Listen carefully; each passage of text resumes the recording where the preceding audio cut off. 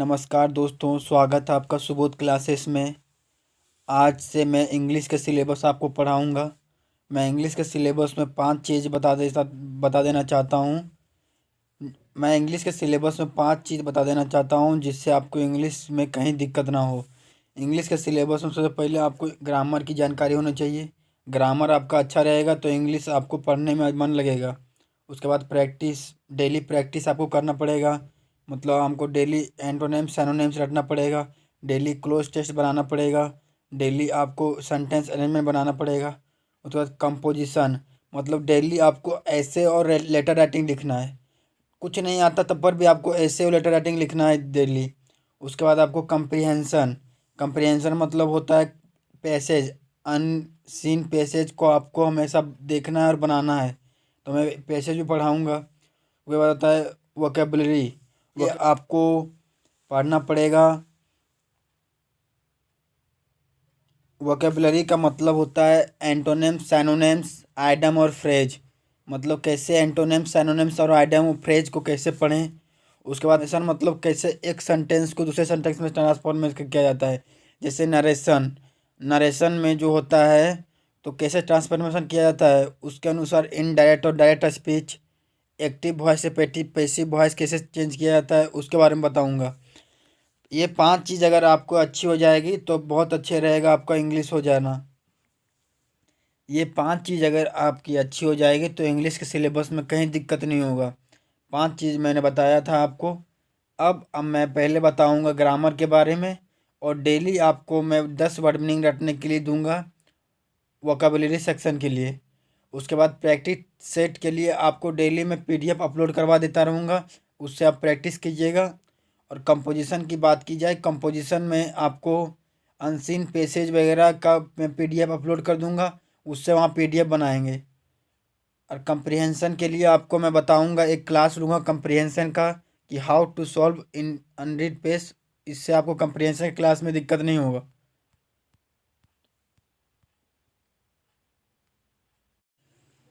अब दोस्तों ग्रामर के पोर्शन में क्या क्या पढ़ना है मैं बताऊंगा।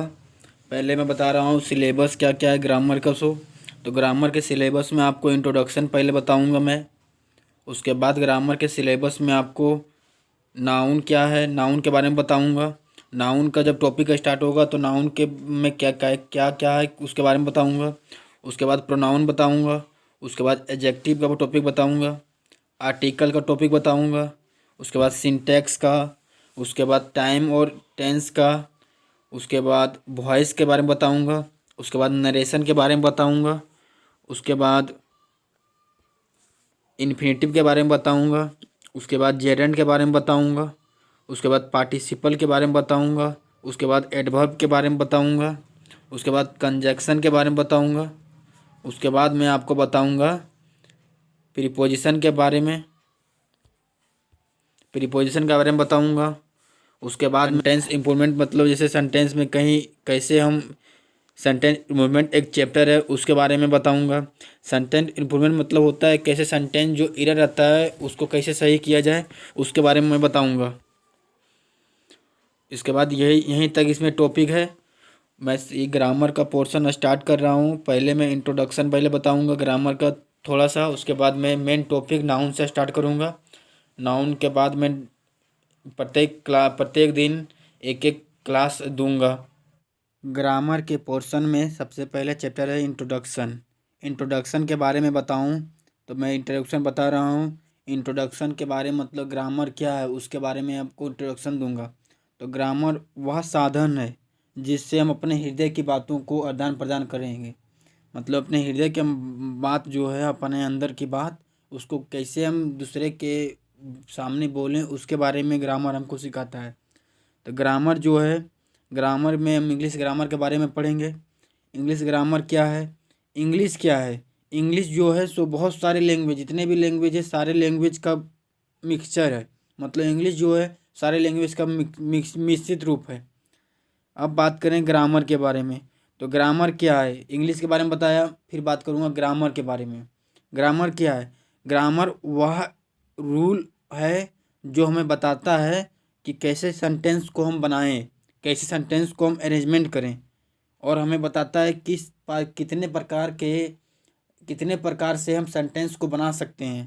तो इसके बारे में बताया गया है कि grammar is a rule which determine the organisation of sentence, जो हमें बताता है कैसे सेंटेंस को बनाया जाए, and various part of the speech, और किस प्रकार से हमें ये बनाना चाहिए। उसके बाद हम बात करेंगे कि जो ग्रामर होता है, ग्रामर में सबसे छोटा पोर्शन क्या होता है। जैसे कोई भी सेंटेंस हुआ, सेंटेंस बनाने के लिए सबसे छोटा पोर्शन क्या है। सबसे छोटा पोर्शन सेंटेंस बनाने के लिए अल्फ़ाबेट है। अल्फ़ाबेट के बारे में बात करेंगे तो अल्फ़ाबेट क्या है। अल्फ़ाबेट है लेटर ही सब। जैसे ग्रामर में सेंटेंस होता है, सेंटेंस में सबसे छोटा चीज़ होता है अल्फ़ाबेट। अल्फ़ाबेट के बाद होता है वर्ड। तो पहले अल्फ़ाबेट के बारे में बात करेंगे। तो अल्फ़ाबेट वह सबसे छोटा इकाई है जो सेंटेंस बनाने में मदद करता है। तो अल्फ़ाबेट अंग्रेजी के छोटे छोटे भाग को अल्फ़ाबेट बोलते हैं, जिसे जैसे हो गया WN और X। अब बात करें कि अल्फ़ाबेट जब मिलते हैं तो क्या बनता है। जब अल्फ़ाबेट मिलते हैं तो एक वर्ड का निर्माण होता है, वर्ड का निर्माण होता है, जैसे वी, कैट, लव। अब बात करेंगे अगर अल्फ़ाबेट मिले तो वर्ड बना, तो वर्ड मिलेगा उसके बाद क्या बनेगा। तो अगर वर्ड मिलेगा उसके बाद इसके बाद बनेगा सेंटेंस। सेंटेंस बहुत सारे वर्डों का मिक्सचर है। सेंटेंस जो है बहुत सारे वर्डों का मिक्सचर है। ऐसे बहुत सारे वर्ड मिलकर एक सेंटेंस का निर्माण करते हैं। जैसे we love cat, I can do it. ये सब बहुत सारे वर्ड मिलकर एक सेंटेंस का निर्माण किए हैं। तो ग्रामर हमें बताता है एक सार्थक सेंटेंस बनाने के बारे में, एक सार्थक सेंटेंस कैसे बनाए उसके बारे में बताता है। कोई भी सेंटेंस, जितना भी सेंटेंस होता है उसमें मिनिमम से मिनिमम आपको 3 पार्ट जो होना चाहिए। तो अगर 3 पार्ट है तो सेंटेंस एक सार्थक रूप लेगा। 3 पार्ट कौन कौन सा है।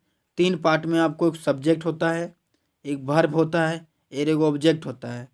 मतलब सब्जेक्ट, वर्ब और ऑब्जेक्ट 3 पार्ट मिनिमम होता है, जिससे सेंटेंस एक सार्थक रूप ले। अब बात करते हैं सब्जेक्ट क्या होता है। तो सब्जेक्ट के बारे में बताएं। सब्जेक्ट जिसके विषय में बात किया जाए, मतलब जो कार्य कर रहा है उसके बारे में, जो कार्य कर रहा है उसी को सब्जेक्ट बोलते हैं। जो कार्य कर रहा है उसी को सब्जेक्ट बोलते हैं। जैसे आई एम डूइंग वर्क, मैं क्या कर रहा हूँ, मैं काम कर रहा हूँ। तो मैं जो हूँ, मैं क्या कर रहा हूँ, मैं यहाँ हो गया subject. India is best, India best है। तो इंडिया क्या है, बेस्ट है। यहाँ कर्ता कौन है, सब इंडिया। उसके बाद राम किल्ड रावण, रावण को किसने मारा, राम ने मारा। तो कर्ता यहाँ कौन है, राम है। उसके बाद हम बात करें वर्ब के बारे में। तो वर्ब के बारे में बता दें कि किसी कार्य का होना या करना वर्ब कहलाता है। किसी कार्य का होना या करना, मतलब कोई भी सेंटेंस में अगर कोई कार्य हो रहा है तो उसे वर्ब कहेंगे। जिससे Ashoka was great, Ashoka was great में यहाँ अशोका वाज ग्रेट, वाज जो है सो यहाँ वर्ब का काम कर रहा है। उसके बाद राम किल्ड रावण, तो राम ने रावण को मारा। तो यहाँ हमारा जो किल्ड है वो वर्ब का काम कर रहा है। उसके बाद हम बात करेंगे ऑब्जेक्ट क्या है। ऑब्जेक्ट के बारे में बता दें। ऑब्जेक्ट जिससे कार्य प्रभावित हो, मतलब कोई भी कार्य करता जो काम कर रहा है, जो जिस पर प्रभावित हो रहा है, उसको कार्य वो ऑब्जेक्ट बोलेंगे। जैसे वी लर्न इंग्लिश, हम लोग इंग्लिश पढ़ रहे हैं। तो हम लोग क्या पढ़ रहे हैं, इंग्लिश पढ़ रहे हैं। तो प्रभावित कौन हो रहा है, इंग्लिश हो रहा है। तो इंग्लिश सब्जेक्ट जो है सो कुछ भी हो सकता है, नाउन और प्रोनाउन दोनों। जैसे सब्जेक्ट के नाउन और प्रोनाउन के बारे में बात किया जाए तो नाउन के बारे में बात किया जाए तो नाउन के बारे में कोई भी नाम, जैसे रमेश जा रहा है, सुरेश आ रहा है, ये नाउन के हुआ, नाउन का सब्जेक्ट। और प्रोनाउन का सब्जेक्ट हुआ जैसे मैं, तुम, आप, तुम क्या कर रहे हो, तुम जो है सो प्रोनाउन हुआ।